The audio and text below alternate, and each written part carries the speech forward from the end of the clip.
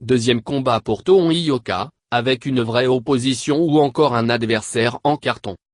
Boxe. Le champion olympique de Rio dispute son deuxième combat chez les professionnels, samedi. Au moins, celui-là, il ressemble à un athlète. La phrase est de Brahim Asloum et elle résume assez bien la pensée populaire à la veille du second combat professionnel de Tomohiro Ioka, face à Jonathan Rees. Il faut dire que le seul fait marquant de la grande première du champion olympique de Rio dans sa conquête de la catégorie des lourds, en juin dernier, a été l'allure de son adversaire. Trop vieux, trop gras, trop lent, trop tout sauf dangereux, le dénommé Travis Clark n'avait évidemment pas fait le poids et s'était retrouvé KO après à peine plus d'un round. Tout le monde espère voir le futur grand boxeur que la France attend s'employer davantage, samedi, face à Rees. Ça devrait être le cas. Un peu. Il ne faut pas rêver, l'opposition reste taillée sur mesure. L'Américain, 30 ans, 10 combats, 7 victoires, 2 défaites, 1 nul, n'a rien d'un monstre. Puissant mais peu mobile, 1,96 m pour 118 kg, c'est un touche-à-tout venu sur le tard à la boxe, après s'être essayé au basket et au foot américain, tourné dans quelques séries TV et obtenu une licence d'agent immobilier. De quoi, encore, tomber sur Ioka et ses adversaires en carton après sa probable victoire. On est dur avec lui, et c'est compréhensible, il veut devenir un champion. Mais il ne faut pas être trop exigeant trop tôt, estime Asloum. On ne va pas lui faire disputer un championnat du monde tout de suite. Une carrière, ça se construit.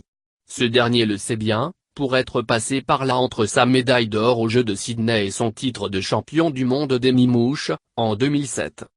Le compagnon d'Estelle Mossely ne fait qu'entamer un cycle qui doit lui permettre de défier le Big Boss, Anthony Joshua, dans 4 ans et devenir le premier champion du monde français des poids lourds.